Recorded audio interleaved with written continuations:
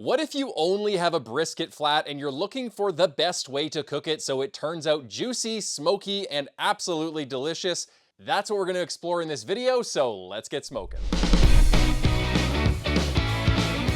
Welcome to the Smoke Lab. My name is Steve Gao, and on this show I do crazy barbecue experiments you would never do at home so you can learn from my trial and error.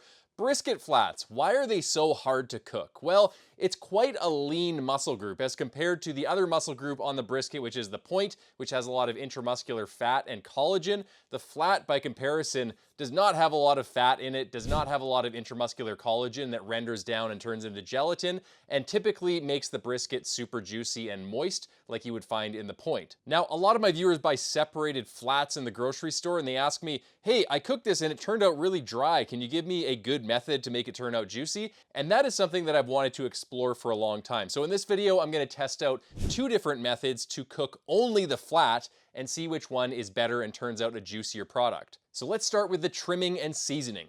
Now the first step is obviously to separate the point from the flat, and I think that most people that are cooking just a flat, they're probably getting something like a brisket like this, which is a full packer, and it's been cut right in half. So one of the halves is cryovac as the flat, and one of the halves is cryovac as the point. So you're probably getting this section of the brisket right here.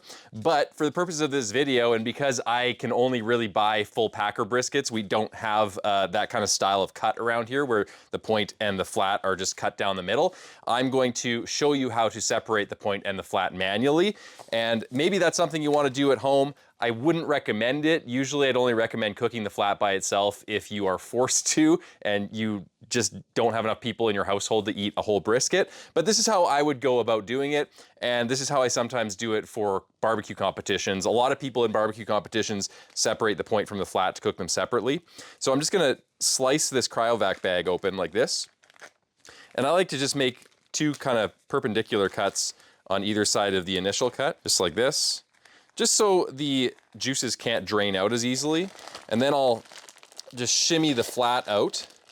So you can see how it's kind of created a little basket, right? So the juices can't get out. We'll put that there, and most of the juices are contained in this cryovac bag. I'm gonna take this and I'm gonna throw it out. Okay, time for a little anatomy lesson. This is the point muscle of the brisket. It sits on top of the flat. If you look at the bottom of the brisket, this is actually all flat muscle. It runs from the very tip all the way under the flat like that. So it's this big. It's a very big muscle group. But the point, it just sits on top of the flat and it starts out thick right here, and then it kind of tapers out and gets really thin to around here, and then it kind of tapers like this. So where I'm putting my finger right now is where the point ends, and this is all flat muscle that runs underneath.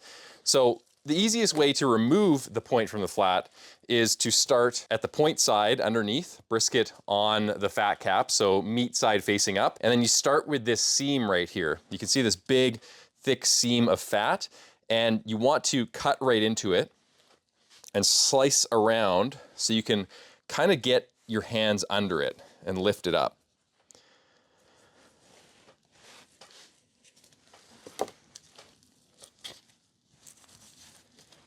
Now don't be afraid if you're cutting into the point or the flat a little bit. Sometimes you can go right down the center of the seam fat and get fat on either side of it, but that's very difficult and it requires a lot of seam fat in your brisket. So I'm just gonna cut a little bit over here just so I can start to peel it back. And this is how I butcher all of my deer that I harvest during hunting season, or if I buy a side of beef. The way that you butcher is you make a little cut in between the seams of the muscle group, and then you start peeling it back and slowly cutting the connective tissue until you separate the muscle groups.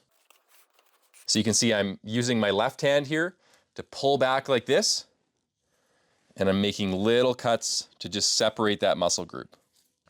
And if all goes well, it just kind of peels itself off quite easily. So I'm rolling it,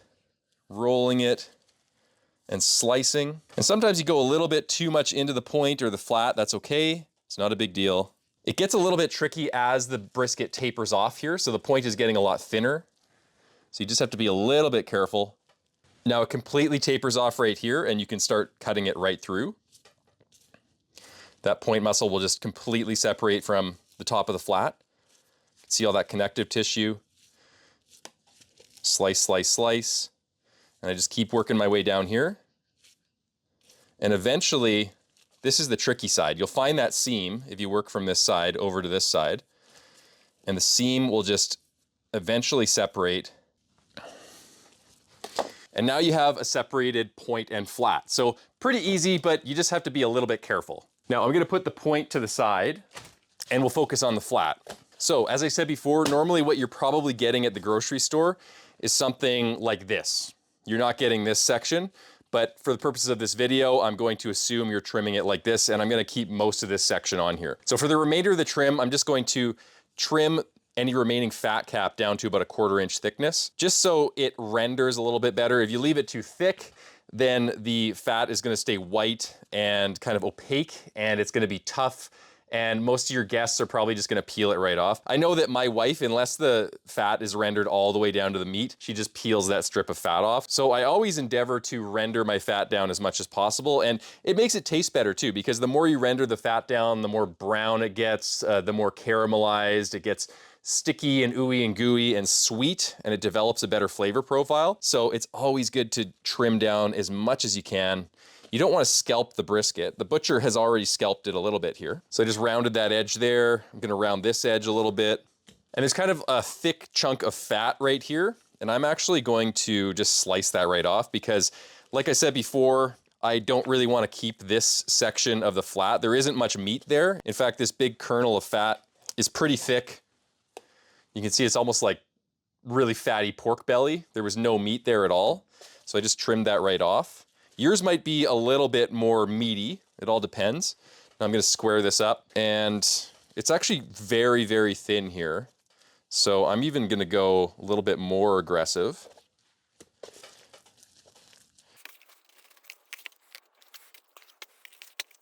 Now we've got something like this. Now I could leave this part on, but I think I might just leave that for sausage because it's kind of a weird gangly piece, and this will help me cook the flat a lot faster. So I'll just cut that off. This is some good meat, and I'm gonna save that for sausage. So there we have a nice separated flat, and you can see that I'm leaving all the silver skin on. Now, it's a common theory. I wouldn't call it a myth, but in my experience, I don't trim the silver skin off. The theory is that if you leave the silver skin on, it doesn't render, it stays tough, it curls up the meat, and the flavor and salt and seasoning and smoke doesn't penetrate it. I don't find that to be true in my cooking. I find that the way that I cook perfectly renders all the silver skin, and it actually keeps a lot of the moisture in the brisket and results in a juicier product. The thing is, under this top side fat cap, the same silver skin that's on the bottom exists between the fat cap and the meat. So we already have silver skin on all of our briskets because we're leaving the fat cap on. So the stuff on the bottom does not need to be removed. The only time you need to remove it is if you were cooking a brisket completely unwrapped the whole way through and the exterior is gonna be quite dry. That means there's not enough moisture for the exterior collagen sheathing, the silver skin, to undergo a process called hydrolysis and render down into gelatin, and it'll just kind of thicken up and get really tough. And that's where that myth kind of arose. But the way that I cook involves a lot of wrapping and a lot of moisture, so it's gonna render perfectly. The last thing I'm gonna do is I'm gonna come in here, there's just like this treated edge here where the meat is kind of oxidized, and I don't like that. So I'm gonna get rid of that. Just a little bit of cleanup. Now, last thing I want to mention, you can see how this brisket is very lean. You can see how it doesn't have a lot of intramuscular marbling. It is a choice grade brisket, but it's probably lower end choice, closer to a select grade. So this will be interesting because I'm gonna show you how to cook a flat so that regardless of how quality it is and how much intramuscular marbling it is and what grade it is, it's gonna turn out perfect every time. Time to trim up the other brisket for the comparison. I'll season them and then I'll light up the pit. All right, I've got both flats trimmed up here. So I'm gonna season them with a little bit of soy sauce as a kind of binder and just a base layer of salt. We'll get that slathered all over the one side here. We'll get the sides as well. I'm doing the bottom first. Now I'm gonna season the flat with a little bit of Smoke Trails barbecue brisket rub. Really great for brisket. We'll give this a pretty ample layer on the bottom. Then we'll get the sides. It smells really good. It smells really peppery, garlicky. Smelling a lot of good flavors here. Get those sides. And I'm gonna do a final little light layer of Let's Go general purpose barbecue rub. Just a little bit. I don't wanna overdo it because This stuff has some sugar in it, and that can be a little bit overpowering on brisket sometimes, and it can create some bitter flavors if the temperature gets a little bit too high. In this case, the way I'll be cooking it won't be really an issue, but I don't like to overdo it on the sugar, so just a little light dusting. That's how I do it at barbecue competitions too for my briskets. Flip this over and rinse and repeat on the other side, so a little bit of soy sauce.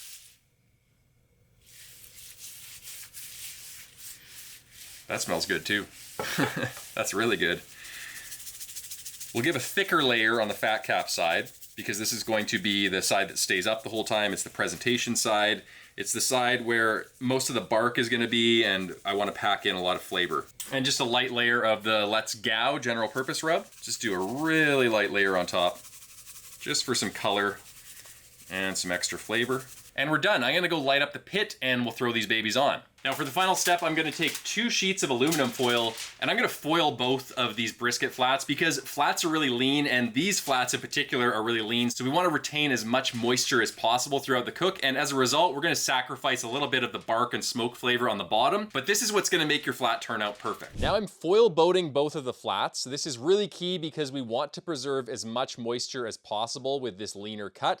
Now that the flats are seasoned, I'm lighting up my Oklahoma Joe's Highland offset smoker using some charcoal and wood splits. I use a good charcoal base these days because it results in much steadier temperatures. So if you're fighting temperature spikes in your smaller offset smoker like this Oklahoma Joe's that I'm using, then consider using more charcoal and less wood splits. You'll just have a much easier time with fire management. The flats are now going on the smoker fat side up, and I'm going to smoke them at around 250 degrees Fahrenheit for 5 hours. 5 hours later, the flats are probing at 165 to 175 internal, so I'm dumping the liquid in the boats so they don't over-braise, and I'm wrapping one fully in foil. This is what I will call the traditional flat. And for the other flat, I just dumped the liquid, and we're going to let it get up to 180 to 190 degrees internal uncovered. 8 hours into the cook, the flat is probing at around 203 degrees internal, and it's pretty tender. The real test is you should be able to poke your fingers through the muscle fibers in the bottom with very little resistance. If the fibers are super tough, then it needs more time cooking. I'm using nitrile over cotton gloves for protection here, by the way. This flat is done, so it's going to rest on the counter at least an hour before I slice into it, ideally down to 140 degrees Fahrenheit. Moving back to the other flat, around 10 hours in, it hit 190 internal, so I'm wrapping it in a pan with some ghee, which is basically clarified butter, and I'm putting it in my holding oven at 150 degrees for 18 hours until the next day. Back to the traditional flat, that night after it rested, I sliced into it because I wanted to eat it right away after it was rested, and it looked really good. It bent over my finger easily, it easily pulled apart, so it was perfectly cooked to the right tenderness. It tasted really juicy, so I really have no complaints about this flat. The only thing I'd say is the fibers were a little bit dry because we needed to take it to such a high temperature of 203 plus degrees to finish it, and that kind of denatures the muscle fibers at that temperature and you lose a lot of moisture. But let's see if this long hold flat that we took to a lower temperature and then held it at a lower temperature for a longer period of time turned out any juicier. All right, guys, here is the long hold flat. We're gonna check it out and see if it's any better than the traditional one that I sampled last night. There's the flat, nice and barky. It's looking like a really nice bark on it. Let's start making some slices. I mean, even the very tip of the flat is super juicy. You can see it just pulls apart easily, a lot of moisture.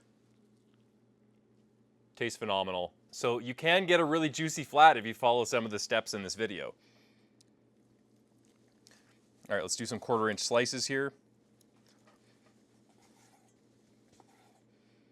In general, it's just slicing a little bit easier. It bends over the finger, pulls apart easily, and it looks really juicy.